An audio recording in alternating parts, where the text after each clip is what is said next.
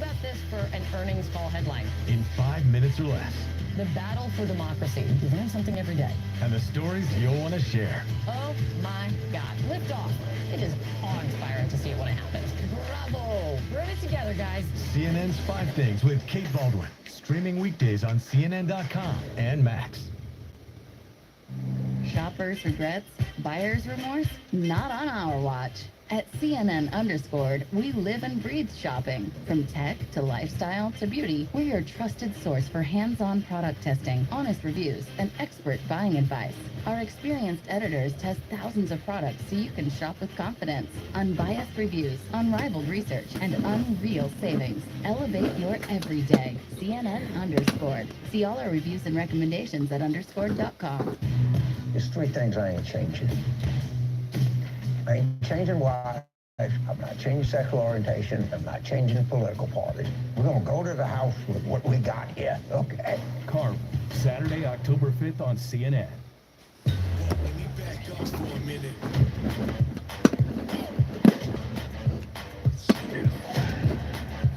Wow. Look at this. What I do for my own. That's good, man. Let me back up for a minute. More salsa.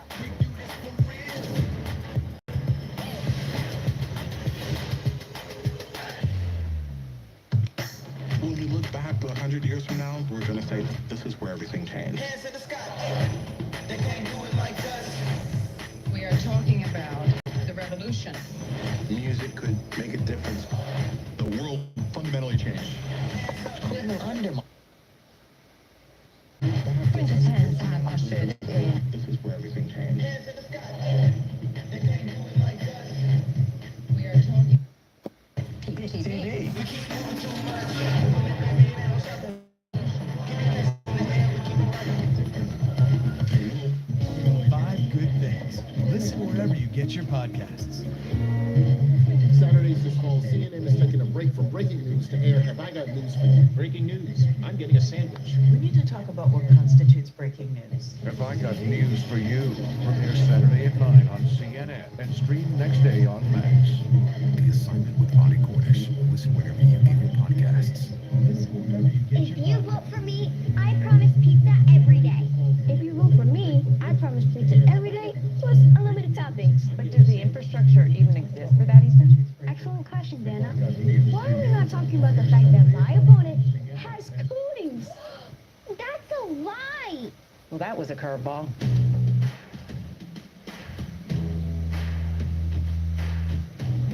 Next up, Ethan's proposal for unlimited recess.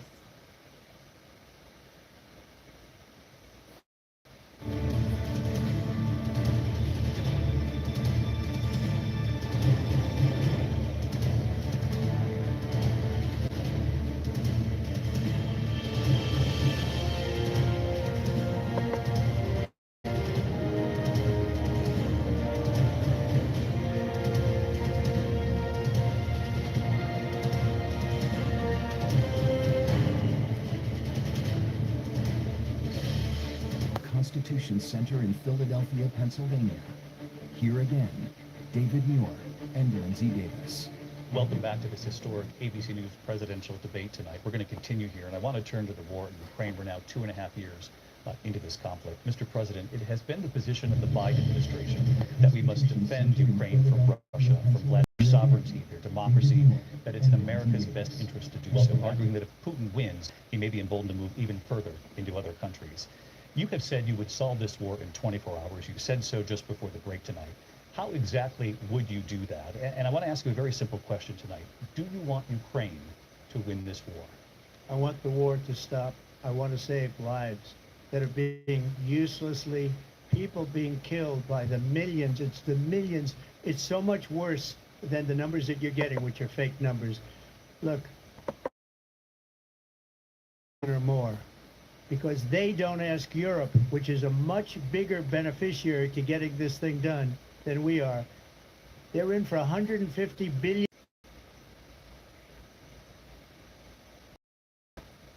Because Biden and you don't have courage to ask Europe, like I did with NATO. They paid billions and billions, hundreds of billions of dollars when I said, either you pay up or we're not going to protect you anymore. So that's maybe one of the reasons they don't like me as much as they like weak people. But take a look at what's happening. We're in for 250 to 275 billion. They're into 100 to 150. They should be forced to equalize. With that being said, I want to get the war settled. I know Zelensky very well, and I know Putin very well. I have a good relationship, and they respect your president, okay? They respect me. They don't respect Biden. How would you respect him? Why? For what reason? He hasn't even made a phone call in 2 years to Putin, hasn't spoken to anybody. They don't even try and get it to be settled. I will get it settled before I even become president. If I win, when I'm president-elect, unfortunately left because our country has gone to hell. But after I left, when I saw him building up soldiers, he did it after I left, I said, oh, he must be negotiating. It must be a good, strong point of negotiation. Well, it wasn't, because Biden had no idea how to talk to him. He had no idea how to stop it. And now you have millions of people dead, and it's only getting worse, and it could lead to World War III. Don't kid yourself, David. We're playing with World War III, and we have a president that we don't even know if he's... Where is our president? We don't even know if he's a president. And just to clarify they here... They threw him out of a campaign like a dog. We don't even know. Is he our president? But we have a president, Mr. President, that doesn't know he's alive. Your time is up.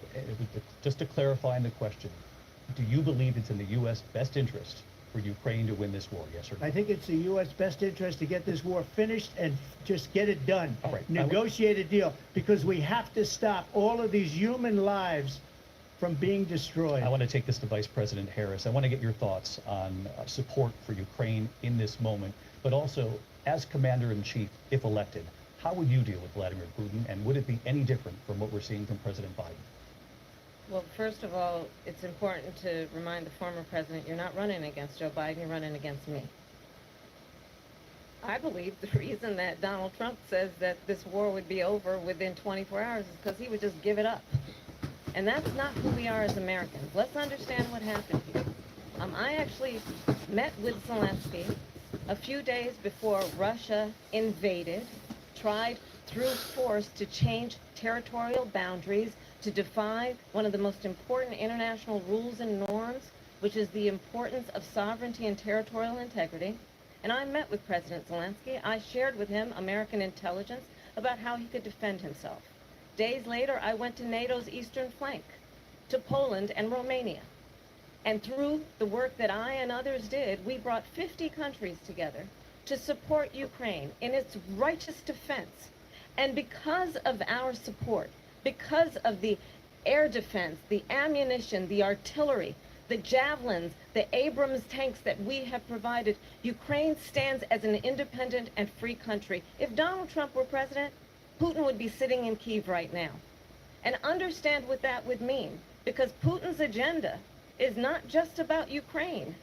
Understand why the European allies and our NATO allies are so thankful that you are no longer president, and that we understand the importance of the greatest military alliance the world has ever known, which is NATO, and what we have done to preserve the ability of Zelensky and the Ukrainians to fight for their independence.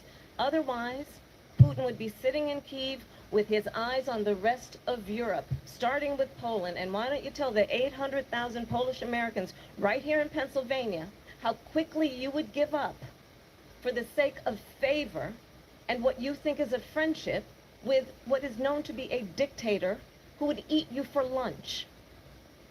Vice President Harris, thank you. We've heard from both of you on Ukraine tonight. Afghanistan came up in the last hour. I wanted her to respond to something you said earlier, and I'll give you a minute here. Putin would be sitting in Moscow, and he wouldn't have lost 300,000 men and women, but he would have been sitting in Moscow, quiet please, he would have been sitting in Moscow much happier than he is right now. But eventually, you know, he's got a thing that other people don't have. He's got nuclear weapons. They don't ever talk about that. He's got nuclear weapons. Nobody ever thinks about that. And eventually, maybe he'll use them, and maybe he hasn't been that threatening, but he does have that. Something we don't even like to talk about. Nobody likes to talk about it. But just so you understand, they sent her to negotiate peace before this war started. 3 days later, he went in and he started the war because everything they said was weak and stupid. They said the wrong things. That war should have never started. She was the emissary. They sent her in to negotiate with Zelensky and Putin, and she did. And the war started 3 days later. And that's the kind of talent we have with her. She's worse than Biden. In my opinion, I think he's the worst president in the history of our country. She goes down as the worst vice president in the history of our country. But let me tell you something. She is a horrible negotiator. They sent her in to negotiate. As soon as they left, Putin did the invasion. President Trump, thank you. You did bring up something. You said she went to negotiate with Vladimir Putin. Vice President Harris, have you ever met Vladimir Putin? Can you clarify tonight? Yet again, I said it at the beginning of this debate, you're going to hear a bunch of lies coming from this fellow. And that is another one. When I went to meet with President Zelensky, I've now met with him over 5 times.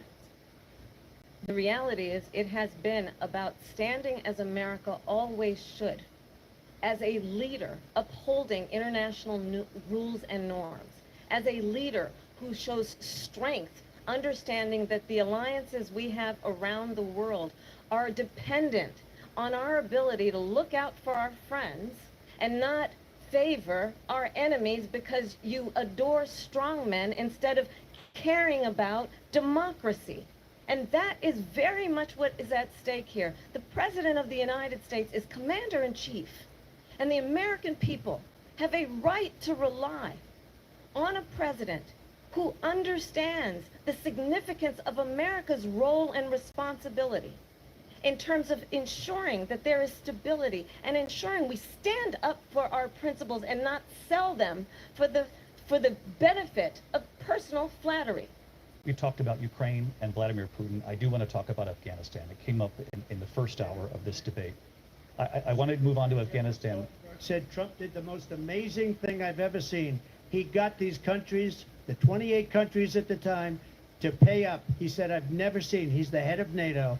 He said, I've never seen, for years we were paying almost all of NATO. We were being ripped off by European nations, both on trade and on NATO. I got them to pay up by saying one of the statements you made before, if you don't pay, we're not going to protect you. President Otherwise, Trump. we would have never gotten it. He said it was one of the most incredible jobs that he's ever seen done. Thank you. I want to turn to Afghanistan. It came up in the first hour of the debate, and we witnessed a poignant moment today on Capitol Hill, honoring the soldiers who died in the chaotic withdrawal from Afghanistan. I do want to ask the Vice President, do you believe you bear any responsibility in the way that withdrawal played out? Well, I will tell you, I agreed with President Biden's decision to pull out of Afghanistan. 4 presidents said they would, and Joe Biden did.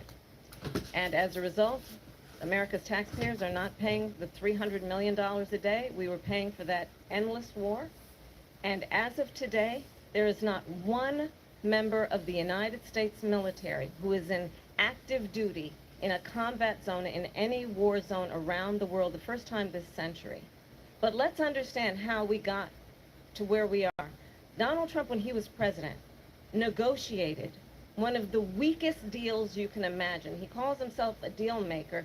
Even his national security advisor said it was a weak, terrible deal. And here's how it went down. He bypassed the Afghan government. He negotiated directly with a terrorist organization called the Taliban. The negotiation involved the Taliban getting 5,000 Taliban terrorists released. And get this, and the president at the time invited the Taliban to Camp David, a place of storied significance for us as Americans, a place where we honor the importance of American diplomacy, where we invite and receive respected world leaders. And this former president, as president, invited them to Camp David because he does not, again, appreciate the role and responsibility of the President of the United States to be Commander-in-Chief with a level of respect. And this gets back to the point of how he has consistently disparaged and demeaned members of our military, fallen soldiers, and the work that we must do to uphold the strength and the respect of the United States of America around the world. Vice President Harris, thank you. President Trump, your response to her saying that you began the Yeah, negotiations thank with you. the Taliban. So, if you take a look at that period of time, the Taliban was killing our soldiers, a lot of them, with snipers. And I got involved with the Taliban because the Taliban was doing the killing. That's the fighting force within Afghanistan. They don't bother doing that because, you know, they deal with the wrong people all the time. But I got involved. And Abdul is the head of the Taliban. He is still the head of the Taliban. And I told Abdul, don't do it anymore. You do it anymore, you're going to have problems. And he said, why do you send me a picture of my house? I said, you're going to have to figure that out, Abdul. And for 18 months, we had nobody killed. We did have an agreement negotiated by Mike Pompeo. It was a very good agreement. The reason it was good, it was we were getting out. We would have been out faster than them, but we wouldn't have lost the soldiers. We wouldn't have left many Americans behind, and we wouldn't have left $85 billion worth of brand new, beautiful military equipment behind. And just to finish, they blew it. The agreement said you have to do this, and they didn't do it. They didn't do it. The agreement was terminated by us because they didn't do what they were supposed to do. I want to move And on. these people did the worst withdrawal, and in my opinion, the most embarrassing moment in the history of our country. And by the way, that's why Russia attacked Ukraine, because they saw how incompetent she and her boss are. President Trump, thank you.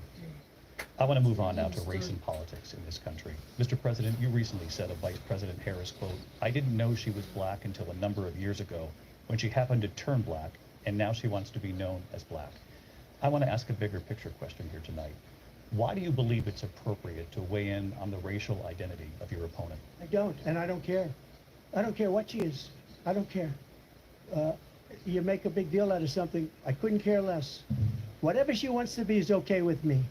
But those were your words, so I'm I don't asking. know. I don't know. I mean, all I can say is I read where she was not black, that she put out, and I'll say that. And then I read that she was black, and that's okay. Either one was okay with me. That's up to her. That's up to her. Vice President Harris, your thoughts on this?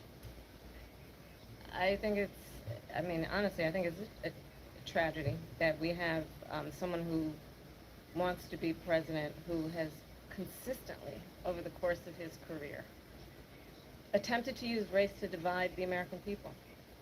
You know, I do believe that the vast majority of us know that we have so much more in common than what separates us, and we don't want this kind of approach that is just constantly trying to divide us, and especially by race. And let's remember how Donald Trump started. He was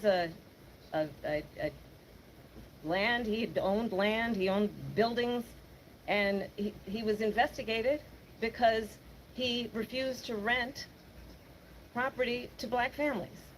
Let's remember, this is the same individual who took out a full-page ad in the New York Times calling for the execution of 5 young black and Latino boys who were innocent, the Central Park 5. Took out a full-page ad calling for their execution. This is the same individual who spread birther lies about the first black president of the United States.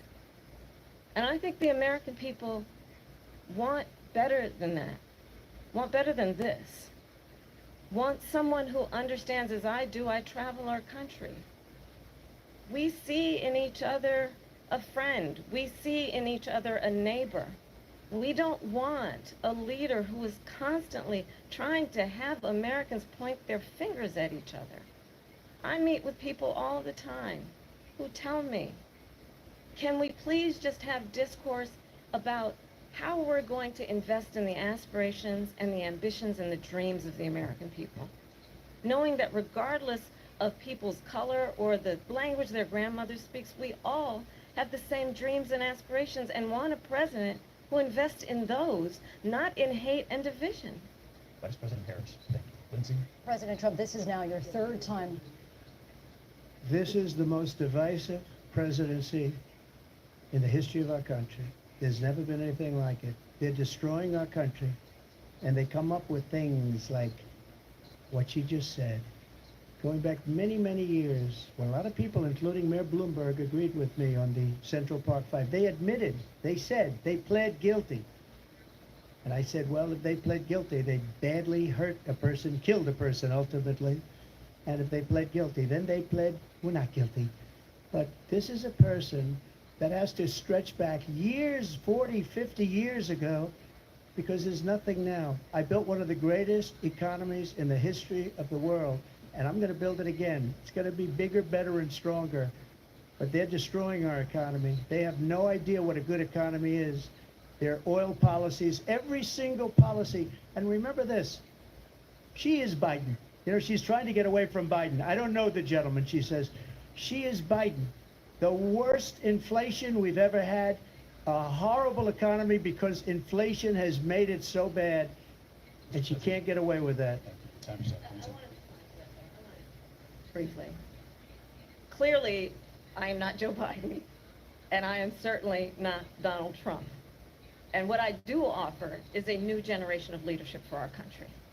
One who believes in what is possible, one who brings a sense of optimism about what we can do instead of always disparaging the American people.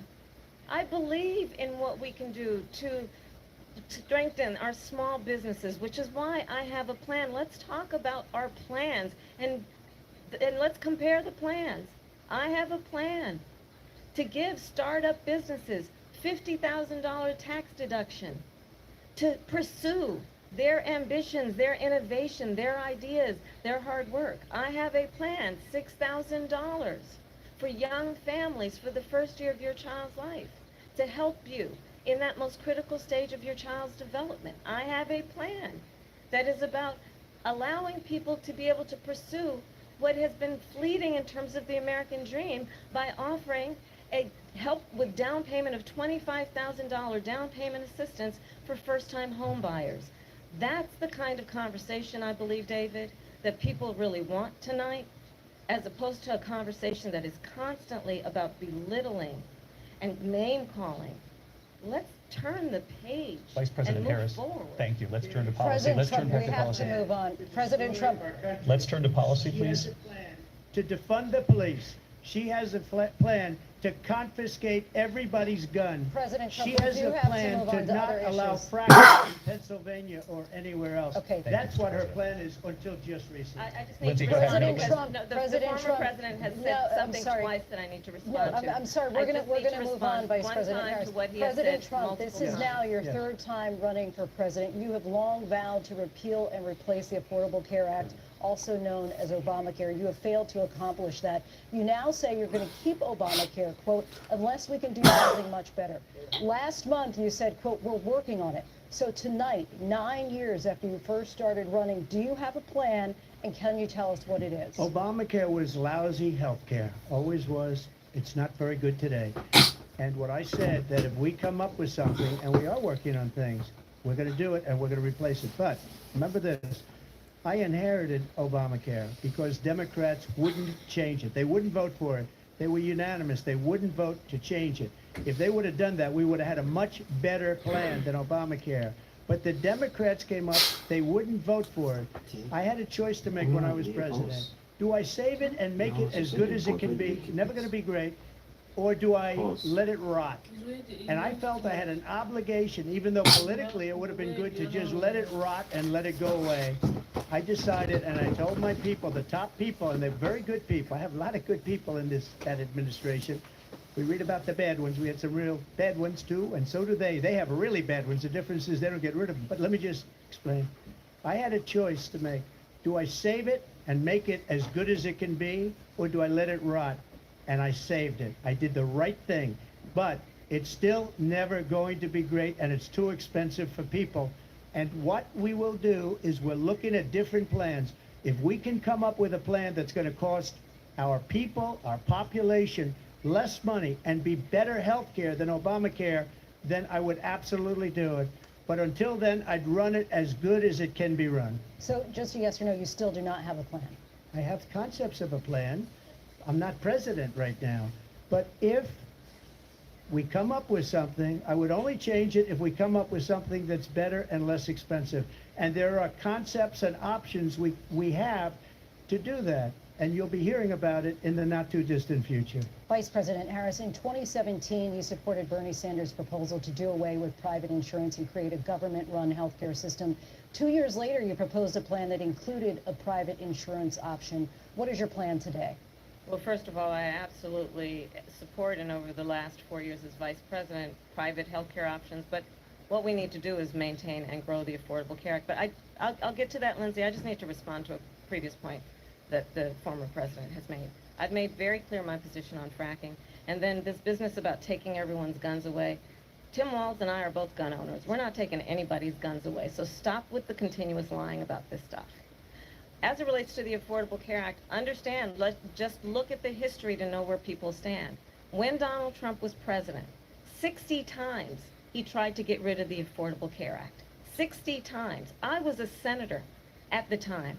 When I will never forget the early morning hours when it was up for a vote in the United States Senate, and the late, great John McCain, who you have disparaged as being, you don't like him, you said, at the time because he got caught. He was an American hero. The late, great John McCain, I will never forget that night, walked onto the Senate floor and said, no, you don't.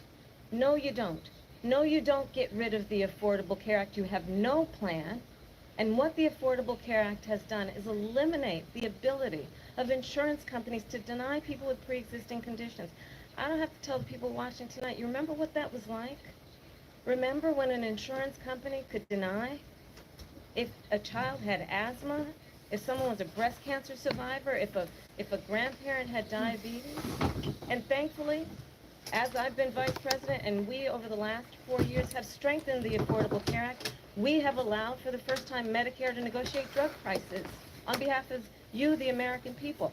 Donald Trump said he was going to allow Medicare to negotiate drug prices. He never did. We did. And now we have capped the cost of insulin at $35 a month. Since I've been vice president, we have capped the cost of prescription medication for seniors at $2,000 a year. And when I am president, we will do that for all people, understanding that the value I bring to this is that access to health care should be a right and not just a privilege of those who can afford it. And the plan has to be to strengthen the Affordable Care Act, not get rid of it, Vice pass this President prologue Harris, thank in terms you. of where Donald Trump stands on that. I want to move to an issue that's important for a She lot made of... a mistake. And number one, John McCain fought Obamacare for 10 years. But it wasn't only him. It were all of the Democrats that kept it going. And you know what? We can do much better than Obamacare, much less money. But she won't improve private insurance for people, private medical insurance. That's another thing she doesn't want to give. President People Trump- are paying privately for insurance that have worked hard and made money, and they want to have private. She wants everybody to be on government insurance where you wait 6 months for an operation that you need immediately. President Trump, thank you. We have another issue that we'd like to get to that's important for a number of Americans, in particular younger voters, and that's climate change. President Trump, with regard to the environment, you say that we have to have clean air and clean water. Vice President Harris, you call climate change an existential threat. The question to you both tonight is, what would you do to fight climate change? And Vice President Harris, we'll start with you. 1 minute for you each. Well, the former president had said that climate change is a hoax. And what we know is that it is very real. You ask anyone who lives in a state who has experienced these extreme weather occurrences, who now is either being denied home insurance or it's being jacked up. You ask anybody who has been the victim of what that means in terms of losing their home, having nowhere to go. We know that we can actually deal with this issue. The young people of America care deeply about this issue. And I am proud that as vice president over the last 4 years, we have invested $1 trillion in a clean energy economy, while we have also increased domestic gas production to historic levels. We have created over 800,000 new manufacturing jobs while I have been vice president. We have invested in clean energy to the point that we are opening up factories around the world. Donald Trump said he was going to create manufacturing jobs. He lost manufacturing jobs. And I'm also proud to have the endorsement of the United Auto Workers and Sean Fain, who also know that part of building a clean energy economy includes investing in American-made products, American automobiles. It includes growing what we can do around American manufacturing and opening up auto plants, not closing them like happened under Donald Trump. Vice President Harris, thank you. It didn't happen under Donald Trump. Let me just tell you, they lost 10,000 manufacturing jobs this last month. It's going, they're all leaving. They're building big auto plants in Mexico, in many cases owned by China. They're building these massive plants, and they think they're going to sell their cars into the United States because of these people. What they have given to China is unbelievable. But we're not going to let that. We'll put tariffs on those cars so they can't come into our country, because they will kill the United Auto Workers and any auto worker, whether it's in Detroit or South Carolina or any other place. What they've done to business and manufacturing in this country is horrible. We have nothing because they refuse. You know, Biden doesn't go after people because supposedly China paid him millions of dollars. He's afraid to do it. Between him and his son, they get all this money from Ukraine. They get all this money from all of these different countries. And then you wonder, why is he so loyal to this one, that one, Ukraine, China? Why is he? Why did he get $3.5 million from the mayor of Moscow's wife? Why did she pay him $3.5 million? This is a crooked administration, and they're selling our country down the tubes. President Trump, thank you. Thank you. We'll be right back with closing statements from both of our candidates. An historic night, this ABC News presidential debate from Philadelphia. Back in a moment.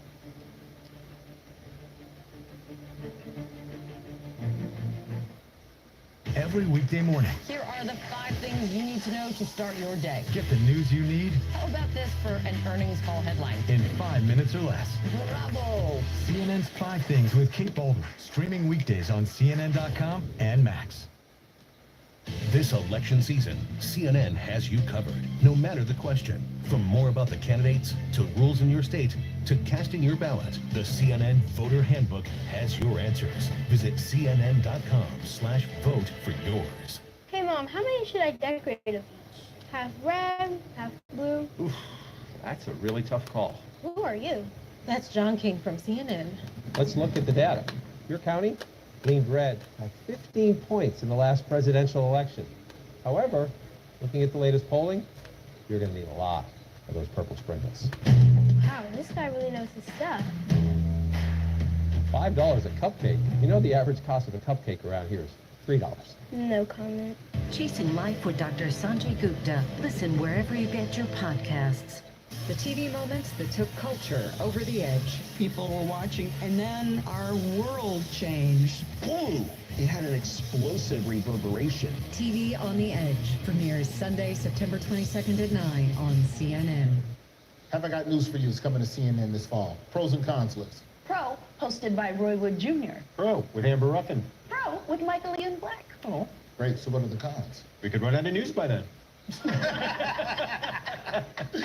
But in all seriousness, I desperately need this to work out. I'm in the middle of a divorce, so. I'll add that to the cons. Have I Got News for You premieres Saturday at 9 on CNN and stream next day on Max. Sunday on The Whole Story. How does a Bernie bro become a pro-Trump, pro-Putin social media superstar? I've been to Russia, I've been to China. Their major cities are much nicer. Donnie O'Sullivan meets the terminally online young men of the disillusioned left. MAGA communism. You know, people watching CNN are going to say, you're crazy. And star influencers trying to stop the spread of misinformation. I want to make sure that they're not falling down this right-wing rabbit hole. The Whole Story with Anderson Cooper, Sunday at 8 on CNN. This is what you want. This is what you need. This is the path to true happiness. Oh man, I'm loving the sauce already. Delicious. It's a good day at the office for me. Good to see you.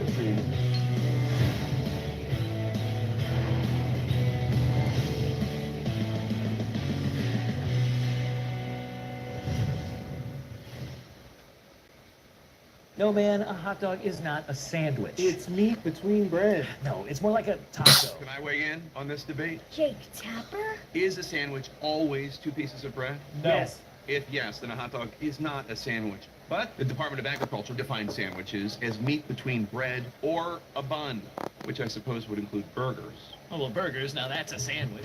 What? No way. What happened to Mr. Everything's a Sandwich? I'm kind of flip-flopping. I'm flip-flopping. What about subs? You mean hoagies? Murphy has baby, Quail has cow. The reaction to the Birth 101 episode was overwhelming. The most emotional scene was the decision Murphy made to not get an abortion. The vice president reacted as if it was a threat to the existence of America. The idea that this fictional character played any role in politics is bananas. TV on the Edge, moments that shaped our culture. Premieres September 22nd at 9 on CNN.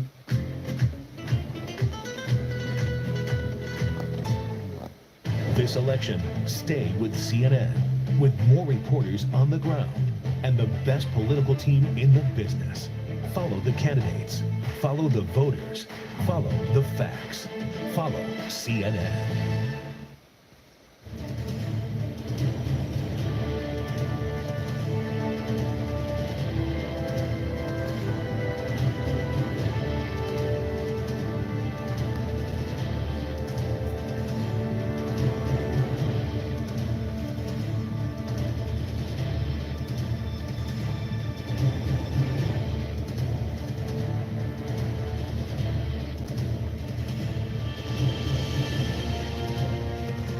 National Constitution Center in Philadelphia, Pennsylvania.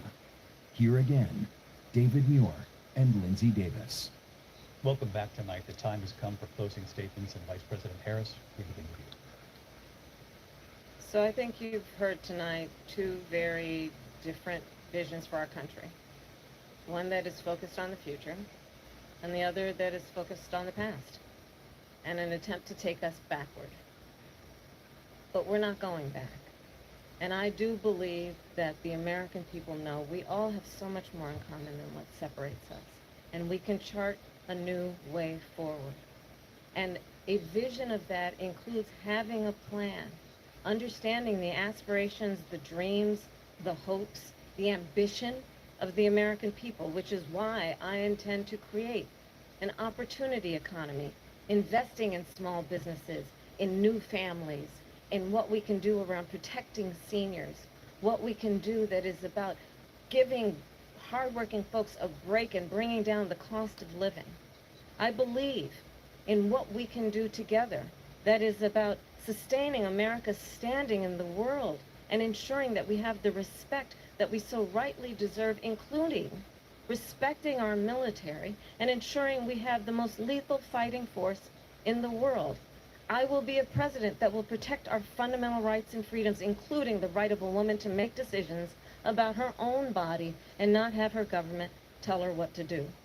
I'll tell you, I started my career as a prosecutor. I was a DA, I was an attorney general, a United States senator, and now vice president. I've only had one client, the people. And I'll tell you, as a prosecutor, I never asked a victim or a witness, are you a Republican or a Democrat? The only thing I ever asked them, are you okay? And that's the kind of president we need right now. Someone who cares about you and is not putting themselves first. I intend to be a president for all Americans and focus on what we can do over the next 10 and 20 years to build back up our country by investing right now in you, the American people. Vice President Harris, thank you. President Trump? So she just started by saying she's going to do this, she's going to do that, she's going to do all these wonderful things. Why hasn't she done it? She's been there for 3.5 years. They've had 3.5 years to fix the border. They've had 3.5 years to create jobs and all the things we talked about. Why hasn't she done it? She should leave right now, go down to that beautiful White House, go to the Capitol, get everyone together and do the things you want to do, but you haven't done it, and you won't do it because you believe in things that the American people don't believe in. You believe in things like we're not going to frack, we're not going to take fossil fuel, we're not going to do things that are going to make this country strong, whether you like it or not. Germany tried that, and within 1 year they were back to building normal energy plants. We're not ready for it. We can't sacrifice our country for the sake of bad vision. But I just ask one simple question. Why didn't she do it? We're a failing nation. We're a nation that's in serious decline. We're being laughed at all over the world. All over the world, they're laughed. I know the leaders very well. They're coming to see me. They call me. We're laughed at all over the world. They don't understand what happened to us as a nation. We're not a leader. We don't have any idea what's going on. We have wars going on in the Middle East. We have wars going on with Russia and Ukraine. We're going to end up in a third world war, and it'll be a war like no other because of nuclear weapons, the power of weaponry. I rebuilt our entire military. She gave a lot of it away to the Taliban. She gave it to Afghanistan. What these people have done to our country, and maybe toughest of all, is allowing millions of people to come into our country. Many of them are criminals, and they're destroying our country. The worst president, the worst vice president in the history of our country. President Trump, thank you. And that is our ABC News presidential debate from here in Philadelphia at the National Constitution Center. I'm Lindsay Davis. And I'm David Muir. Thank you for watching here in the U.S. and all over the world, and from all of us here at ABC News. Good night.